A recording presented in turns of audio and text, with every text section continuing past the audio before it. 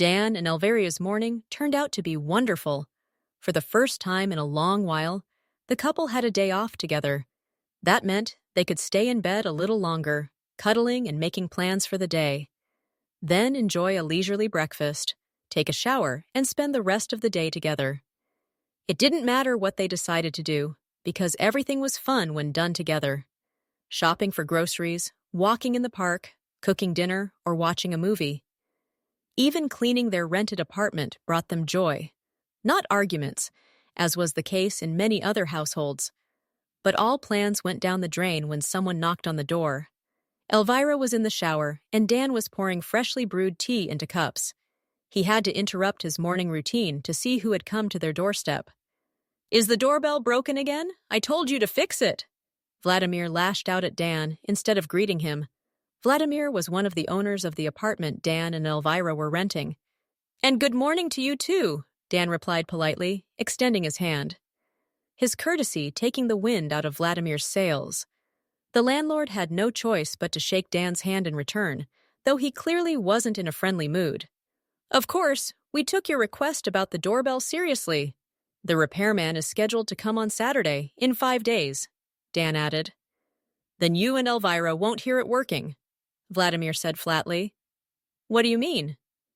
"Because you two have 3 days to vacate the apartment." The statement hit Dan like a bolt from the blue. He and Elvira had lived in that apartment since before they got married. Over the years, they'd customized it to their liking, and the landlords had never objected. Their relationship had always been based on mutual understanding and respect.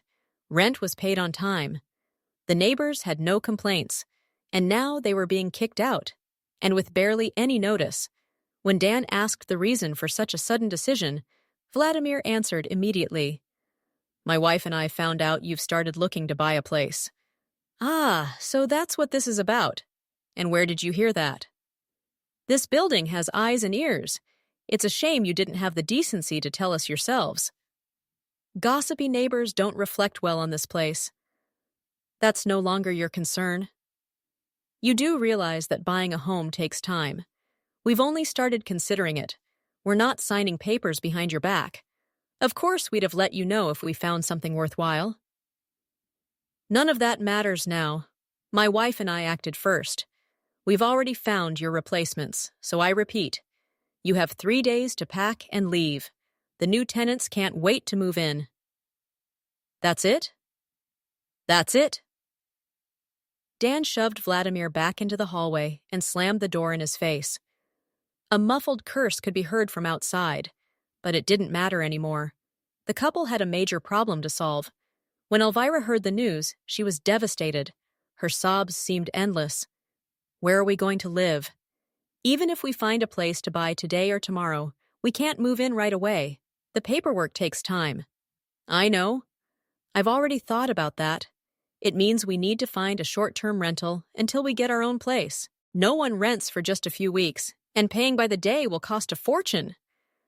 "Then we'll ask my parents if we can stay with them." Although Elvira wanted to object, she knew it was the most reasonable option. Dan's parents welcomed them with open arms. Despite the household now having 5 people, counting Dan's younger brother, Lyosha, it wasn't too uncomfortable. While staying with Dan's parents, the couple continued looking for an apartment. When they finally found the perfect one, they realized they were short on the down payment. That brought on a new challenge. "We have 2 options," Dan told his wife. "We stay with my parents for another 6 months, or even a year, or we borrow money from them. That way, we can pay the down payment and move out." "Neither of those sounds good to me," Elvira said, nervously biting her lip. "I think it's better to borrow than to keep imposing on them. I know they have savings. They'll lend us the money. No interest, I'm sure. I don't doubt that Nina Vasilievna and Yevgeny Nikolaevich will help us, but that means we'll owe them. I hate being in anyone's debt. They're family. There won't be any issues, and we'll pay them back gradually." That's how a decision was made, one that would later cause a rift between people who were once closest in the world.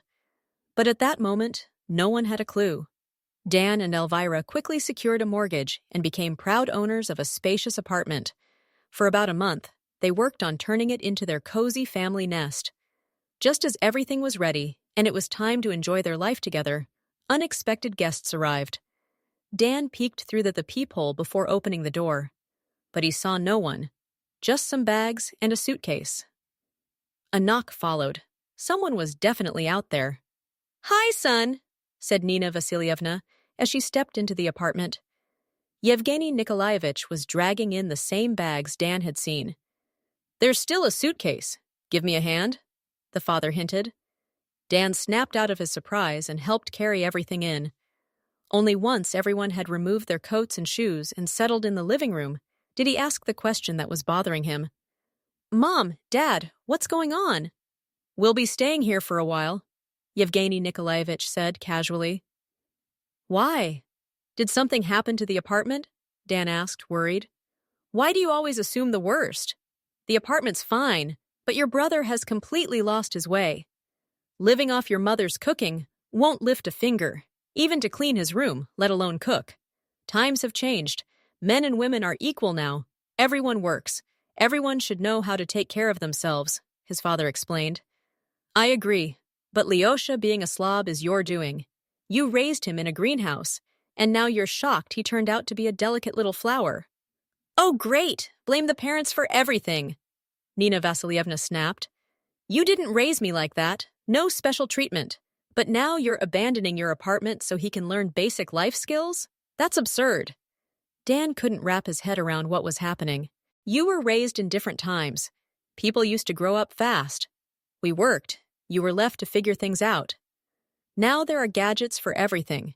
And when parents are always nearby, how's a kid supposed to learn anything?"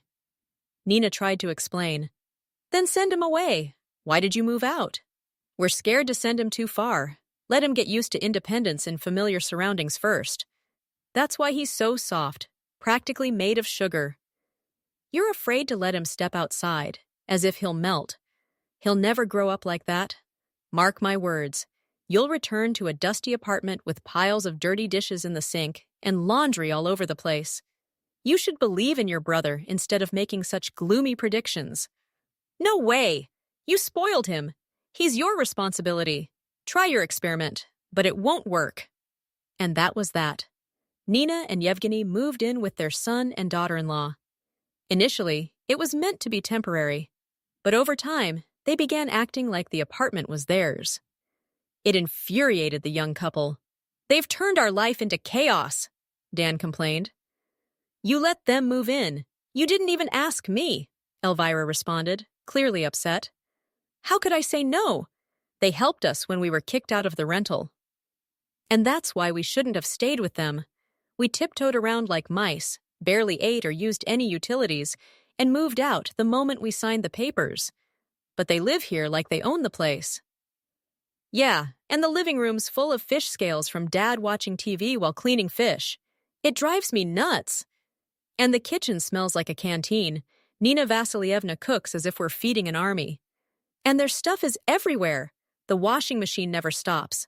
Then the laundry's drying on every surface. This isn't the married life I dreamed of, Dan. Maybe it's time to end this?" "You're right. I'll hint that it's time for them to go home." But Dan didn't get a chance. That evening, they came home from the premiere of a new movie to find 2 more guests. "Mom! Dad, we're home!" Dan called out. No one came to greet them, but they heard laughter and voices from the kitchen. "Did your parents invite guests without asking?" Elvira whispered. "I hope not," Dan replied, also whispering. Then he spoke normally. "Let's go see. We shouldn't be sneaking around in our own home." In the kitchen were not just his parents, but 2 unfamiliar faces, at least to Elvira. Dan recognized his Uncle Pasha and Aunt Lena. "The kids are back!" Yevgeny exclaimed. "Daniil, you've grown into a real man," Uncle Pasha said, hugging him. Dan kept his composure at first, but once everyone was seated, he started asking questions. "What brings you here, Uncle Pasha?" "Well, Nina and Genya told us they bought you this apartment. We didn't believe it, so we came to see for ourselves, and to congratulate you 2.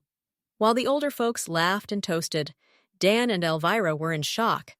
They could barely breathe, and Nina noticed. "Why so glum? Was the movie a letdown?" she asked. The movie was fine, just getting late and we have work tomorrow. I'm going to bed. Dan? I'll join you soon. I just need a quick word with Mom and Dad. Elvira left, and Dan took his parents to the living room for a serious talk. So, you told the family you bought us the apartment? Pasha misunderstood. I told him we just helped out a little, Nina insisted. Then why are they here? We didn't invite them. They wanted to see the place that cost so much. We couldn't say no. So now they know where we live and how much we spent. Great! Can't you keep anything private? What's the big deal? They're family, Yevgeny said. I don't want my personal life being discussed by the whole extended family, and I don't want my apartment turned into a circus. Careful how you talk to us, Yevgeny warned. This is my apartment. I decide what's said and who comes in. If you don't like it, go back to your place and your lazy son. Your experiment failed. Why do you say that? I was at your apartment. It's a disaster. Lyosha's still a slob, lives off junk food. You gave him a vacation and turned our place into a prison camp. That's the result. Nina collapsed into a chair, and Yevgeny's breathing grew heavy, his usual sign of anger. We'll deal with Lyosha, but first we need to deal with you. What? You heard me. You talk like we tortured you. You should have been whipped as a kid. Lyosha might be lazy, but that can change. You're ungrateful, and that doesn't. How exactly am I ungrateful? We gave you everything, upbringing, education. Without us, you'd be a broke architect. If we hadn't taken you in when you got kicked out, where would you be? Homeless? And without our money, you wouldn't own this place. You owe us for life. Thanks for raising me, but I didn't ask for it, and I don't owe you for it. I got into university on a scholarship. I became a builder because you pressured me, and I still regret it. I might have earned less as an architect, but at least I'd enjoy my work. And yes, thanks for taking us in temporarily, but we didn't overstay. You, on the other hand, are treating our home like yours. And as for the money, we'll return it soon. I'll borrow if I have to. Oh, so that's how it is. I'm just giving back what you gave me. I thought you were helping like loving parents. Turns out I'm in your debt forever. No thanks. Lyosha can learn independence on his own, not at our expense.